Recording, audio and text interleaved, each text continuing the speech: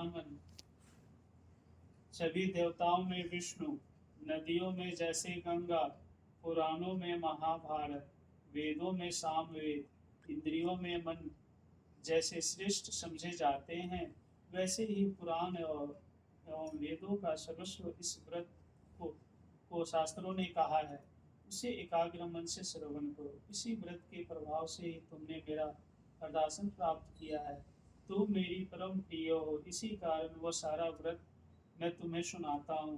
भादों का महीना हो, शुक्ल पक्ष की तृतीया तिथि हो, हस्त नक्षत्र हो, उस दिन इस व्रत के अनुष्ठान से मनुष्य के सभी पाप भस्मीभूत हो जाते हैं। हे देवी, सुनो, जिस महान व्रत को तुमने हिमालय पर्वत पर धारण किया था, वह सबका सब पूरा वृतांत मुझे श्रवण करो।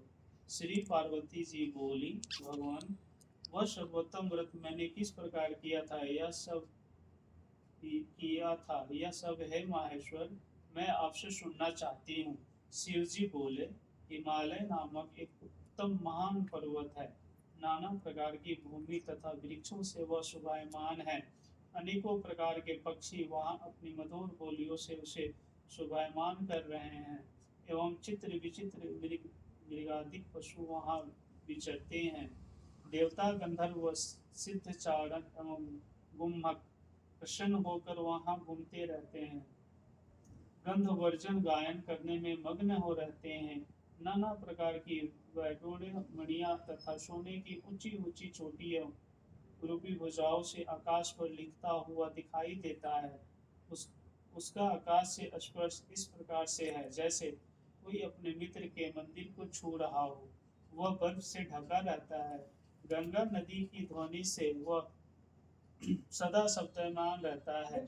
हे पार्वती, तुमने वही बाल्यावस्था में 12 वर्ष पर्यंत कठोर तप किया, अधोमुख होकर केवल धुंध पान किया, फिर 64 वर्ष पर्यंत पके पके पत्ते खाए, माघ महीने में जल में खड़ी हो तप किया, और वैशाख में अग्नि का सेवन किया, सावन में अन्न पान का त्याग कर दिया, एकदम बाहर मैदान में जाकर तप किया।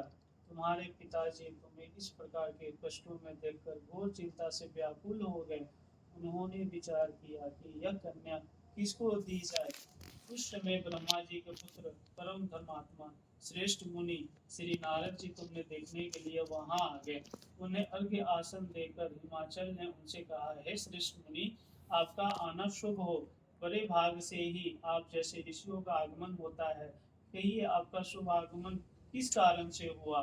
श्री नारद मुनि बोले, हे पर्वतराज, सुनिए, मुझे स्वयं विष्णु भगवान ने आपके पास भेजा है।